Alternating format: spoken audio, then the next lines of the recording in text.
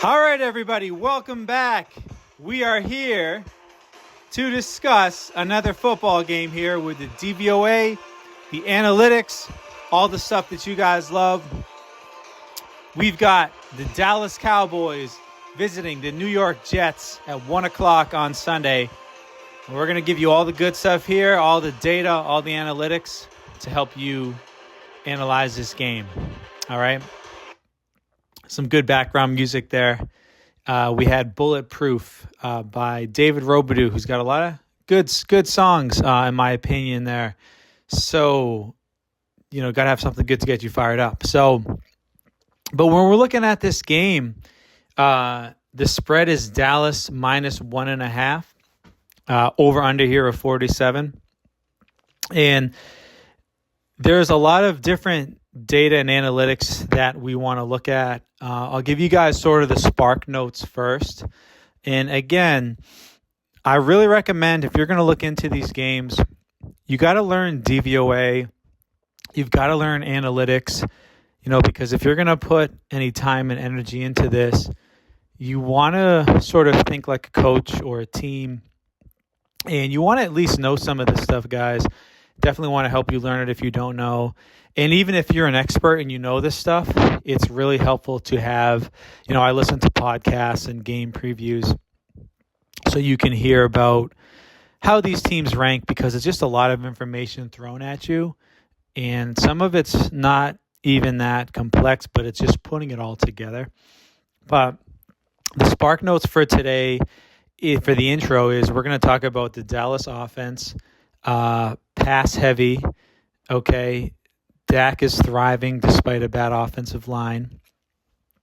Pickens and Ferguson are stepping up with Lamb out. And Javonte Williams is having a great year with a strong run game and a run blocking offense. The Jets defense is weak, 30th PFF grade. They're still kind of strong against the run, or at least in the middle. But they struggle badly against deep passes. So think about George Pickens. The Jets offense, they have a league low pass rate over expectation, so they kind of have a heavy run lean. Wilson and Hall are their main weapons. Fields is inconsistent but dangerous. And then the spark notes for the Dallas defense, bottom 5 in PFF for pass rush defense and coverage. They've been sneaky with their pressure rate. We'll talk about that, but they also generally don't generate much pressure. So we're going to have key angles here. We talk about this game, we expect points, but these offenses do have their flaw as well. So, all right, let's get right into it with a lot more in depth here. So when we look at this game, weather should not be an issue. Should be 70s, no rain projected, 1 p.m. So Dallas, they pass the ball 66% of the time. And some of this is in desperation because otherwise their pass rate over expectation is 14th in the league, about average. But they've had to pass the ball quite a bit, obviously, with their defense not performing up to speed. And the Dallas average depth of target for Dak, it's about league average, 7.5 yards. Dak targets the middle of the field about league average at 20% of the time. And receivers are getting 56% of the targets, tight ends 28% of the targets. So they're about pretty balanced here with where they target the football. And they go for it on fourth down at about a league average as well. Time of possession is third. But that's skewed likely by those 2 overtime games. All right, so when you look at their offense grade, PFF ranks Dallas 4th overall, 78.3. Passing is 2nd, and you like to see that because they also have, the 4th highest pass rate in the league, which it's great for fantasy points or for what have you, overs on receiving or what have you, or just game totals when a team is that efficient at passing the ball and they pass at a high rate too. But CeeDee Lamb is out this Sunday, and Dallas still has the 6th best receiving grade. I mean, what they're able to do against Green Bay, putting up 40 points against them was really impressive. Pickens and Ferguson really picked up the slack in that game. The Packers were, and they still are, fourth graded in coverage with PFF. So that was very impressive by Dallas. The Packers also have a good pass rush as well. They're top 5 in that category. So it's pretty amazing to me how Dallas has been able to perform so well offensively, despite going up against these good defenses. Dak Prescott's really been playing incredible this year because when you look at this, Dallas, despite those really impressive offensive metrics, they are ranked last place in Pro Football Focus pass block metric, which is very surprising. And they've also had a lot of injuries on this Dallas offensive line as well, which we're going to get into in a second. But Dak Prescott he's had quick release and fast decision making. He's getting rid of the ball quickly. The third best time in the NFL. He's right up there with Matthew Stafford. And both these teams coincidentally have bad pass blocking grades this year, but Dak and Stafford are getting rid of the ball quickly, which is really helping these offenses quite a bit. So kudos to them there. And like I said, they've had these injuries, and the offensive line for Dallas too. They keep the injuries are mounting there. Tyler Guyton is in concussion protocol, but again, the backups for Tyler Guyton and Tyler Booker, so their backups guys are actually performing a little better than they are. But it's sort of like a test grade in school when you've got like a 55 is better than a 44, but it's still a 55. You know what I mean? So I don't see much of a difference here. I think the big thing for the Dallas offense is that Dak is getting rid of the ball quickly, and he's performing super well under pressure with his passing. And so I think Dallas still should be good here despite these injuries, despite the poor offensive line play, even when they're healthy. And let's see here. Yeah, so we talked about how his quick releases are really helping the offensive line struggles by minimizing the time pass rushers have to impact the play, and that's been huge for Dallas. It's also a testament to his pocket awareness and ability to read defenses and throw accurately. So again, Dak is number 1 against pressure, passing with an 87.5 PFF grade under pressure. He's still top 10, even when he is clean or when he's blitzed or when he's not blitzed. And as we'll talk about, the Jets, they don't generate a ton of pressure, and they blitz like medium, like average rate, but it's this should be no problem for Dak. I mean, he's played the Eagles, the Packers, Texans. We're talking about 3 top 5 pass rushes, and now we get the lowly Jets pressure and pass rush. And what's really interesting is one caveat I'll have to say here is that Dak has been way more effective at home in a dome, which makes sense, the fast track in a dome. They only put up 14 points in Chicago, but you have to look at that game as like CeeDee Lamb got hurt in the first half, right? And that changes the whole game plan. They were probably going to lean on him heavily in that game and had to adjust. And the Eagles in week 1, another grass field, they're much better in coverage, and they also have that high pass rush rate, and they had all offseason to prepare for that week 1 game. So I really like the Dallas offense here.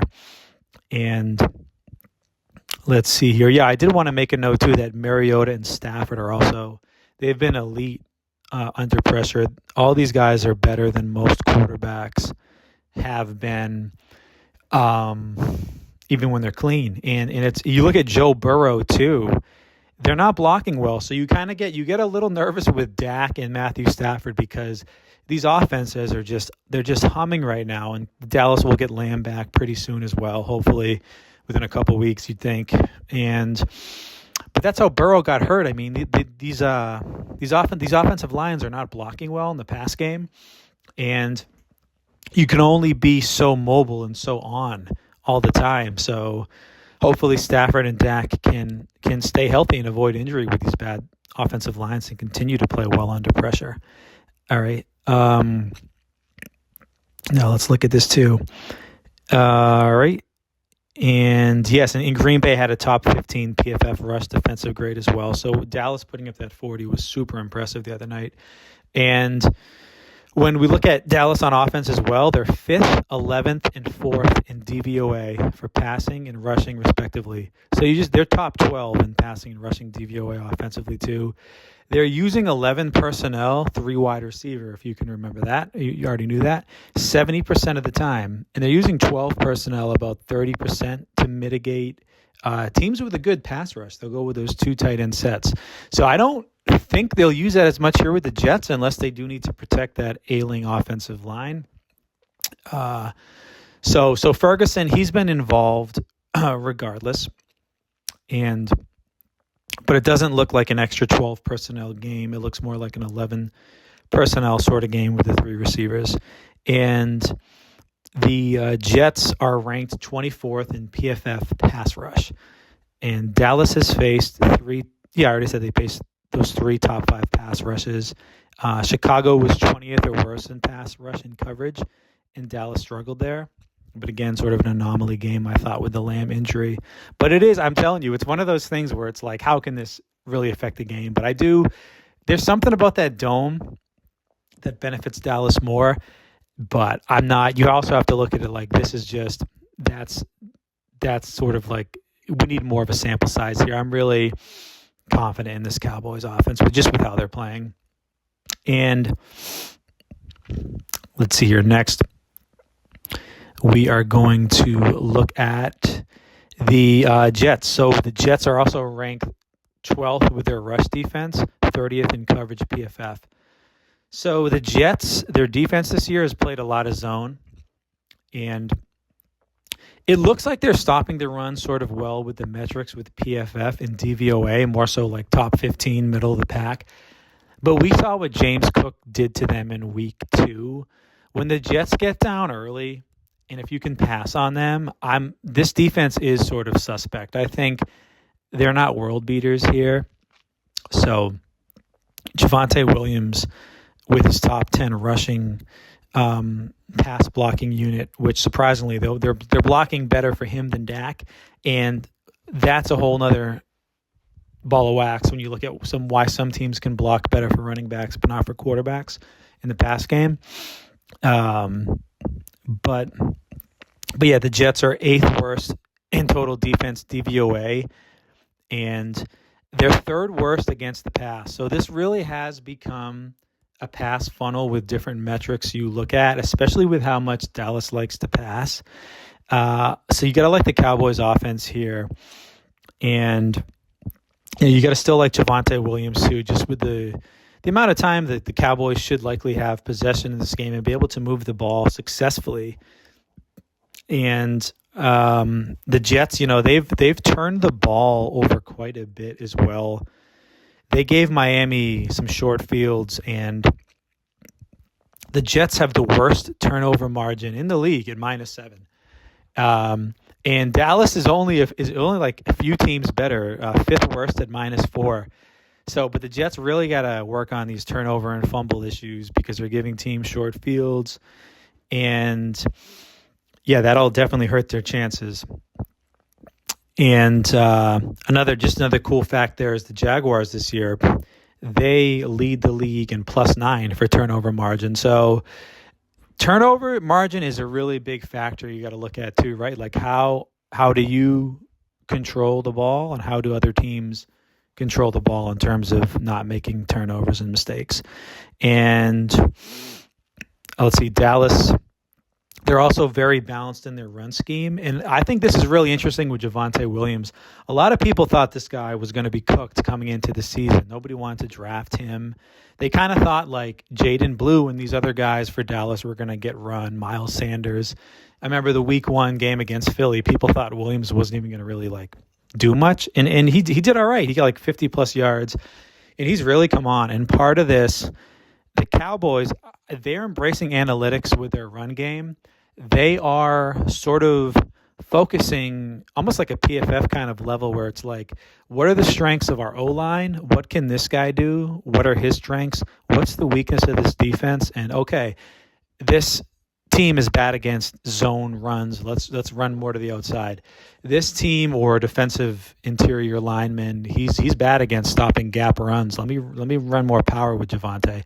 So I think they're almost like planning these runs better, which I think is ingenious. It's complex, but if you can do it, that's how they're doing it. But Dallas is being flexible and malleable there. They're not sticking to just heavy outside runs only or just power runs only. So I think that's helping Javonte. It helps when Dak is a threat running or throwing as well. Obviously mostly throwing, but he can move a little bit as well if he needs. And yeah, Dallas is also 6th in pace. The New York Jets are 17th in pace. The Jets are 12th in blitz rate, and they're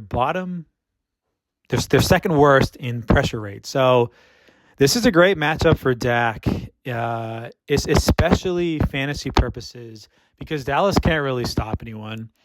I mean, Dallas has had shootouts now with Green Bay and the Giants, and both games went into overtime, which is interesting. I mean, maybe we can see another overtime game here. It's crazy with Dallas this year. And that's, even Caleb Williams and the Bears put up 31 against Dallas. So this, you should expect points here. I think a lot of people thought that Bears and Cowboys game was going to be quite the shootout, but the CeeDee Lamb injury really hurt. Now I think it's kind of like, look at that game, how that went. Expect Fields to run more than Williams, but expect Dallas to get more points. So I think I really, it's funny. At first I thought this game was going to be more like 27-24, but I'm thinking like this could be like 38-35 type thing, a little more scoring, the more I look at it. And Dak, also about Dak, he's been crushing zone coverage, which the Jets play. He was 29 of 35 for 294 yards and 3 touchdowns, he's against the Packers. So he's been elite against zone. Like I said, he's also top 10 when blitzed, clean, not blitzed. He's just been elite. Like we've talked about some of these quarterbacks this year, and it really is a quarterback league. Like it all starts with the guys up front, and you need that offensive line. But if your quarterback is good under pressure, if he's accurate and he's good against zones, I mean, you're going to be good. I mean, look at the Colts this year. Look at Stafford. And if you have a quick release, guys. This is one, Daniel Jones, Matthew Stafford, Dak Prescott, quick release. They're improving here. And they've been elite. It's very important to mitigate a bad offensive line and to just help move the football. And one guy who's regressed is Justin Fields. He's holding on to the ball way too long. In my opinion, part of the reason why he took that sack fumble against the Dolphins was that he's holding on to the ball too long. Now, I know, say what you will, his offensive line maybe has just been average, but I think a lot of that's on Fields too. Okay, so that's something I think he needs to improve on and is holding back the Jets a little bit. I think in a close game, I would take Dallas here because of that. I think Prescott is less error prone and Fields is because of how he holds on to the football. Simple as that. And so I think while I normally would want to take the Jets, get that win at home, they're a little bit in disarray right now. And Dallas really showed me something. If you just look at like matchup perspective, it's like Dallas had Green Bay by the throat and almost won that game, and they're putting up a lot of points. And the Jets played a bad defense in Miami, and they really struggled at times. I mean, they were moving the football, but they had 3 costly fumbles, I think, in that game. They lost, and they almost didn't even cover the teaser of 7.5 that I had. I was lucky they did. I was happy they did. But you just can't trust them. But they're still also very dynamic and can score. So there's that. But I did want to say too, George Pickens in this game, fire him up. I mean, if you watched the game or heard the game against the Packers, he's really connecting on these deep passes now. In Pittsburgh, I thought he kind of had like bad body energy with Russell Wilson last year, and I was like, what is this guy doing? Like, he's so talented, but I don't know. But I got to give him credit because now with Dak, even though it was sort of like kind of starting ugly, like they got rid of Michael Parsons to Green Bay, it's sort of like, here we go in Dallas again. They're just kind of a joke franchise becoming. But they did not really, because they signed Pickens, and he's really looking good. And now when Lamb comes back, this is going to be a good team. I mean, they got to fix their defense, but offensively, again, this is like a top 5 unit. But yeah, the Jets are 30th in the NFL defending deep passes. And another note is the Jets are 3rd in special teams. Dallas is 17th. Okay, I don't think it matters too much because we saw in the Miami game, a player in the Jets took a fair catch at the 2-yard line rather than letting it go into the end zone. And so it's like, was that the best special teams move? So they're still young, but doing well in good metrics. And on defense, the Jets play zone 65% of the time, and they play man 35% of the time.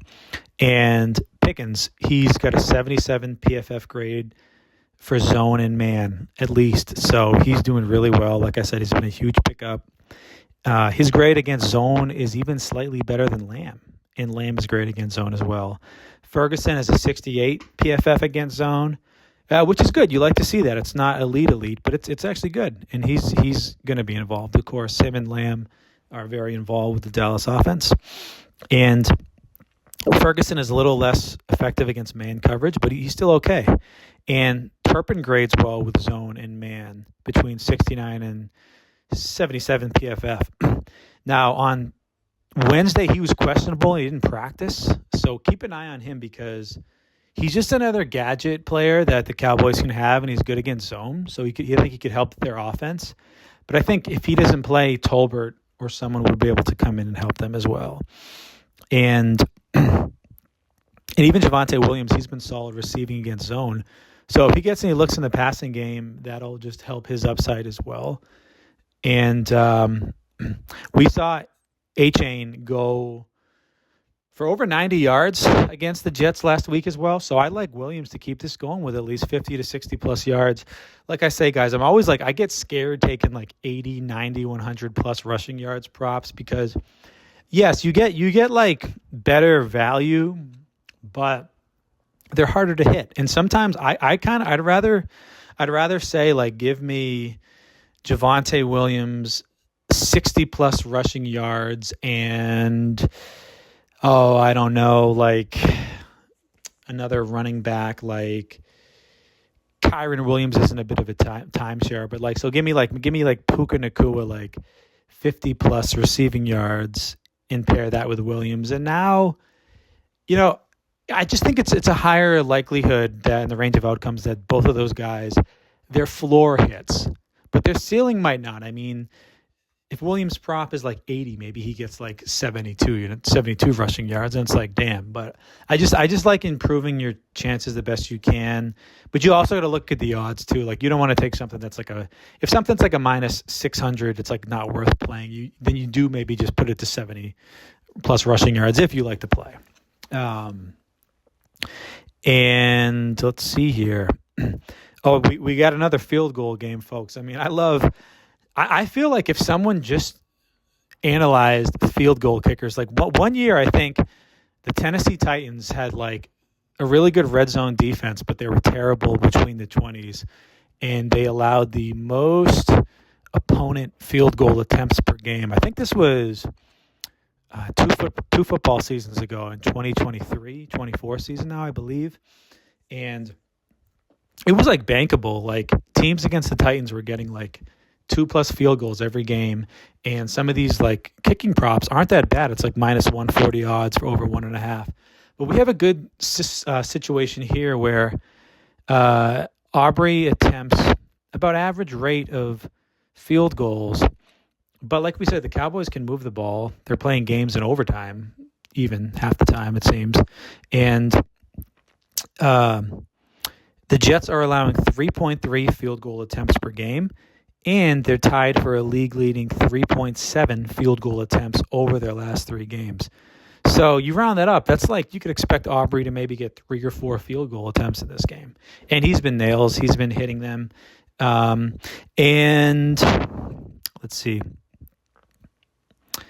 We also talked about if Dallas fails to convert in the red zone because of grass, all the better for this prop. But again, I'm kind of probably overplaying that grass thing. I think we need a good game for the Cowboys on grass with a full week of preparation, with a healthy roster going into it that they know who's going to play with no injuries in the game to be like, okay, they're fine on grass. And let's see, the Jets also have about the 12th ranked red zone defense preventing touchdowns. So that I think goes in line with why they're getting a lot of field goal attempts against them. In Dallas is top 10 in red zone offense percentage, converting about 2/3 of the time for a touchdown. So that's sort of a good balance there. And it just shows how effective Dallas has been. And in the red zone for Dallas, if you're curious, 13 red zone touches have been for Javonte Williams, and George Pickens has had 8 targets. So it's really been Williams and Pickens in the red zone, most likely players for the Cowboys to score a touchdown, in my opinion. And so they're good for fantasy and whatnot. Ferguson has only had 3 targets. Dak just 1 rushing attempt for a touchdown, but that's something to monitor if he gets more red zone usage around the goal line. But I think that was sort of like a one-off touchdown he had. And the Jets, they're also 6th worst DVOA at defending wide receiver 1. So more to love for Pickens this week. And it's like, is this just a blip? I don't know. Probably not. There's name value in Sauce, and he's showing vulnerabilities in coverage. He's still a phenomenal talent, but I feel like he's a little less hot sauce lately. He's more kind of like mild sauce, right? So he's don't tell him I said that, because I think he's a phenomenal talent. But I had to make a Sauce joke. But I don't know. He's starting to make excuses, which, I mean, maybe in a game of football, there's always excuses, right? Life, like maybe the refs did miss a play or two, or could have been a little better. But man, it sucks when you're losing like that. They're not having a fun time in New York, and Sauce isn't happy. And he's got to play better too. He's getting beat like a little more often than not. I mean, the Jets' record is what it says it is, as Bill Parcells would say, and they just have to play better. And he's not covering well enough. But I think he can bounce back. I mean, his first 2 years, he's phenomenal. And so for this game on Dallas' side, I'd take Aubrey over 1.5 field goal attempts.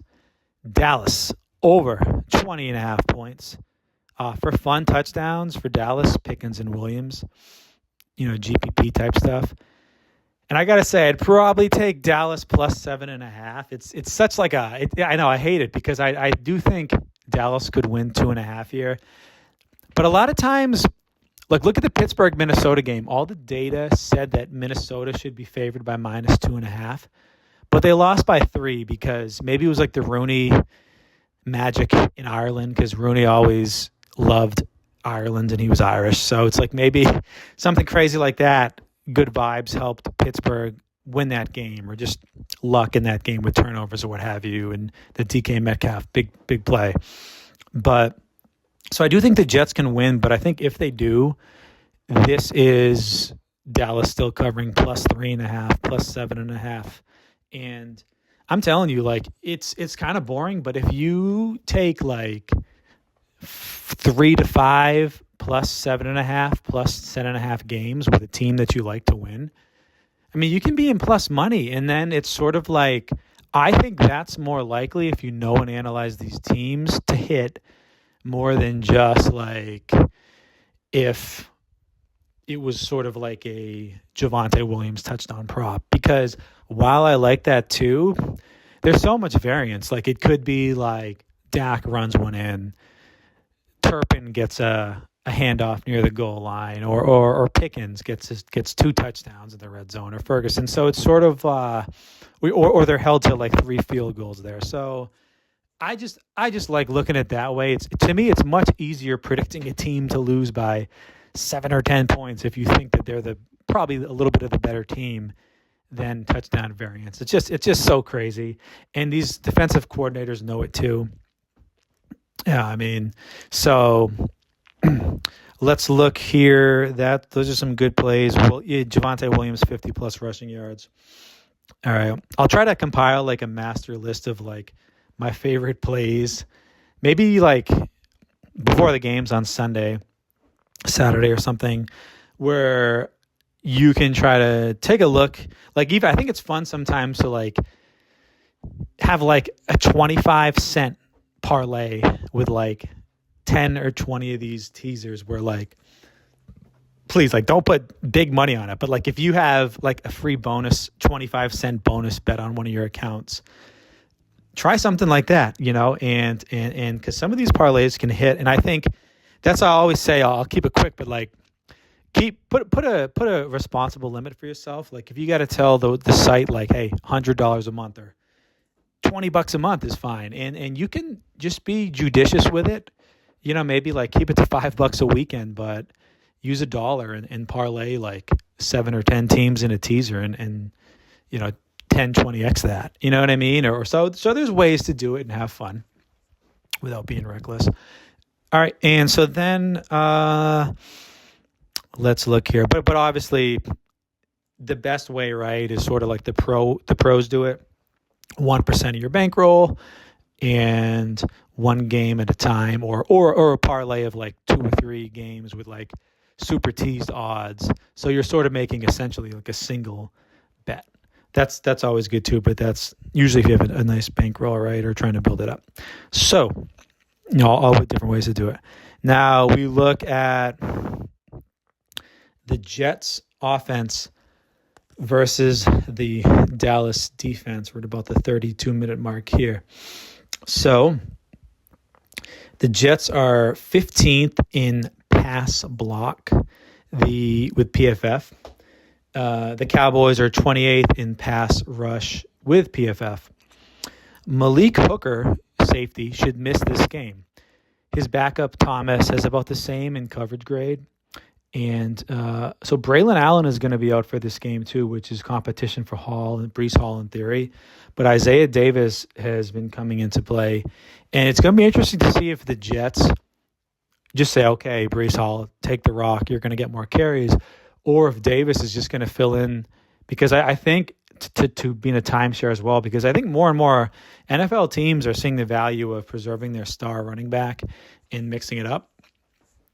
Warren Sharp once did a study where it was sort of like if your running back just ran for like 8 yards and then you ran it with him again, he was going to be like less effective yards per carry wise when, if say you brought in another running back fresh on that play. He was like, so I don't know. It's like, it's a micro look at why giving some of your big running backs rest. I mean, it makes sense. Like, you're like slamming into a line of scrimmage or getting hit. You might need little bit of a breather for like a play, and it might help your efficiency. But there's all different ways to look at that too, with momentum and getting comfortable in a game as well. So I get that. But the Jets are 21st in PFF total offense. The Cowboys are 31st in defense with DVOA. So the Jets, they have another chance with Fields here. We got to see if they can move the ball, which I think they should be able to. Because with DVOA, the Jets are also 21st in offense, 21st in passing, and 17th in rushing. So the Jets should be okay. And considering how bad the Dallas defense has been, Dallas defense, bottom 5 in pass rush. Also rush defense and coverage, bottom 5. So they're just like The only PFF total defense ranked worse is Miami. And like I said, it's concerning. Like the Jets, they were lucky to get 21 at the end of that game. But with the turnovers they had, they could have scored 30 points as well. So it's it's all about holding on to the football and preventing those turnovers for the Jets, but they can move the ball. And you figure Fields should be able to run the ball well, make some throws too. So the Jets are about a league average 60 to 40 pass to run split. But a lot of that's actually out of necessity. Pass rate over expectation. The Jets are actually minus 10% and last in the league. So I think they want to be run-centric with Hall, Fields, Braylon Allen when he's healthy, or Davis, I guess now. But they've had to pass a lot out of necessity. They're 0-4. They've been down a lot. But they pretty much only consider Garrett Wilson in the passing game. Mason Taylor looked a little better at tight end last week, and he's good against zone, but now he's questionable. So that's something to keep an eye on. But he only had like 5 for 60 last week anyway, but that was sort of impressive as like some de facto receiver 2 kind of numbers. But Eberflus and the Cowboys, their pass defense is over 90% zone. So you're going to see a lot of zone here most likely, also to probably contain Justin Fields when he runs the ball. And Breece Hall has an 82 PFF receiving grade, and Garrett Wilson has a 75 PFF receiving grade against zone. So these guys, they're good against zone. So I think the Jets offense is going to be like, boom, hand the ball to Breece Hall. Boom, Justin Fields runs with it. Throw it to Garrett Wilson, throw it to Breece Hall on a short pass. So they have, and that should work against this Dallas defense in zone. I think you're going to see a lot of that. Some Isaiah Davis getting looks too, sort of like the de facto Braylon Allen, who was actually getting a lot of looks and in the red zone.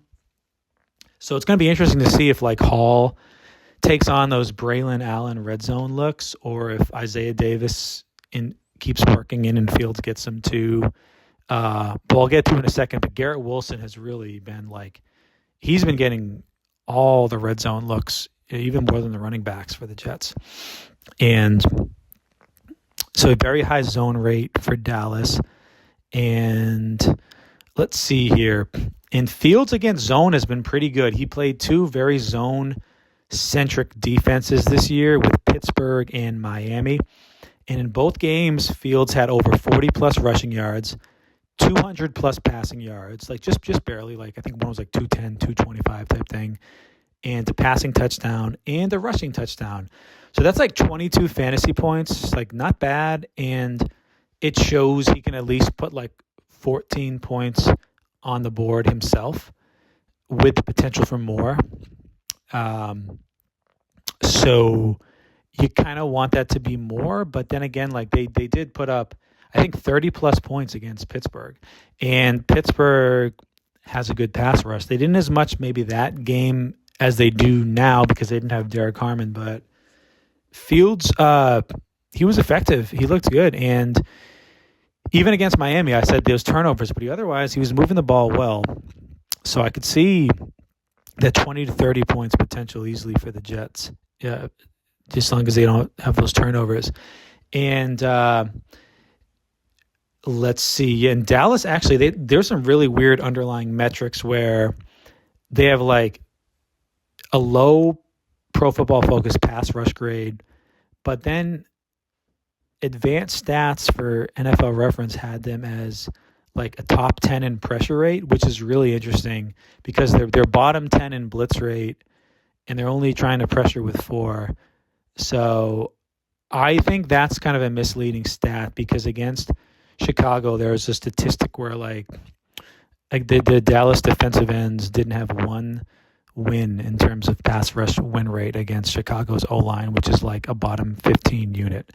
So I don't think this is a good pass rush, but maybe they can get some sneaky pressure in there. But I don't think it's an actual like big pressure threat, especially because they don't blitz and teams are scoring on them.